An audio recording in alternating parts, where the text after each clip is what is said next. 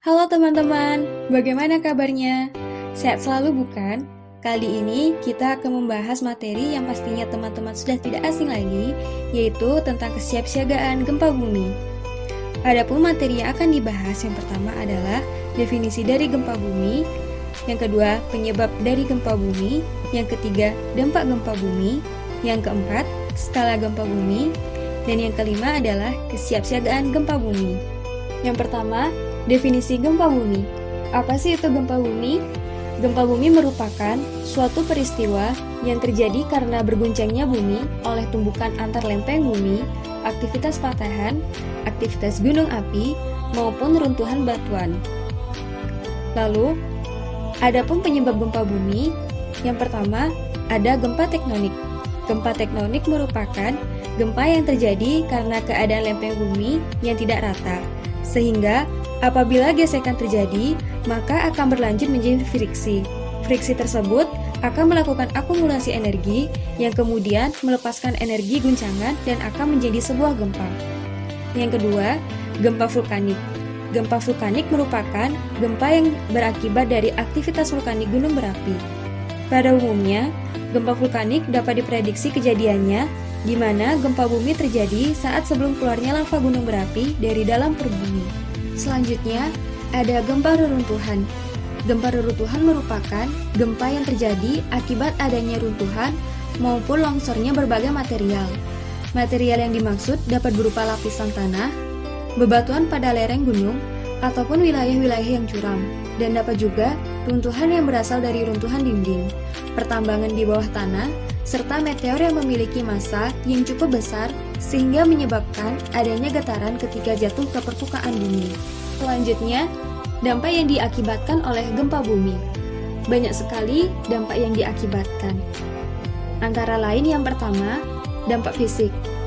Dampak fisik sendiri dapat berupa cedera ringan seperti luka-luka ringan hingga luka yang berat, jatuhnya korban jiwa, dan jatuhnya korban hilang, serta adanya penyakit menular seperti diare akibat dari penggunaan peralatan makan dan toilet dengan fungsi yang lain.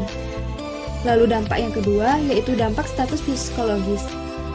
Dampak psikologis ini banyak sekali menyerang khususnya pada anak-anak seperti cemas hingga khawatir yang berlebihan apabila masuk rumah, mudah menangis dan panik ketika mendengar suara yang gemuruh serta mengalami gangguan tidur dan ketergantungan yang tinggi terhadap orang tua maupun orang terdekat.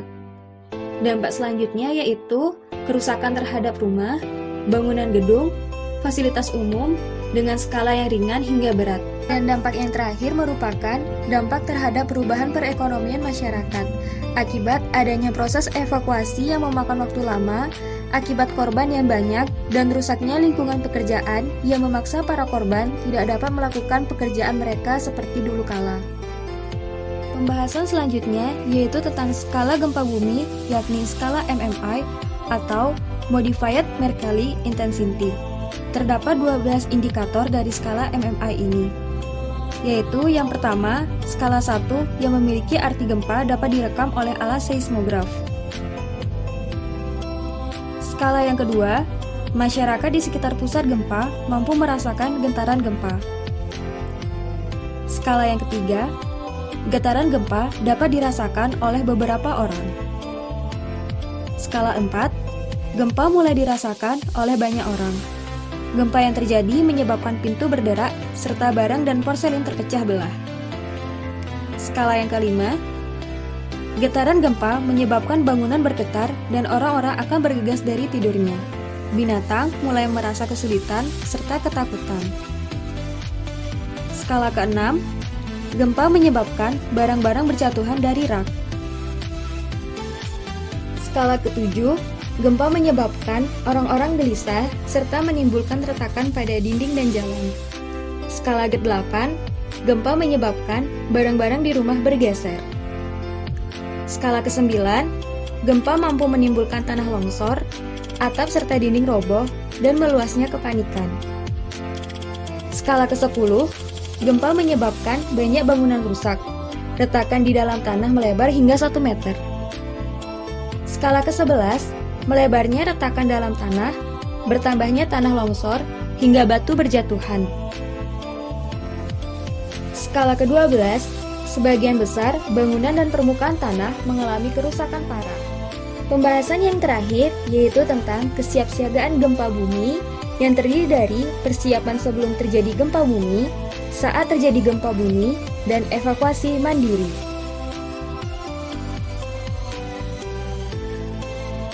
Yang pertama, persiapan sebelum terjadi gempa bumi. Terdapat beberapa langkah yang dapat ditetapkan sebelum gempa terjadi, yakni sebagai berikut. Yang pertama, memahami apa yang disebut dengan gempa bumi. Yang kedua, meletakkan lemari pakaian maupun lemari yang lain di dekat dinding. Yang ketiga, meletakkan benda-benda yang berat ataupun yang besar di bagian bawah untuk menghindari agar benda tersebut tidak jatuh menimpa diri kita sendiri. Yang keempat, meletakkan benda-benda yang mudah pecah maupun terbakar di tempat yang tertutup ataupun rendah. Yang kelima, menempatkan benda-benda yang digantung di dinding dan di lampu gantung pada tempat yang jauh dari tempat duduk. Selanjutnya, mematikan api dan gas, listrik, air apabila tidak digunakan. Mempersiapkan tas siaga bencana yang berisikan senter ataupun lampu baterai, P3K, alat komunikasi, minuman, maupun makanan. Selanjutnya, mempersiapkan alat pemadam kebakaran, mengetahui jalur evakuasi, belajar melakukan pertolongan pertama pada kecelakaan atau P3K, dan mencatat nomor telepon yang penting kedaruratan dan memperhatikan adanya letak pintu atau tangga darurat. Dan yang terakhir adalah melakukan latihan-latihan simulasi gempa bumi. Yang kedua, pada saat terjadi gempa bumi. Terdapat beberapa yang dapat diterapkan saat terjadi gempa.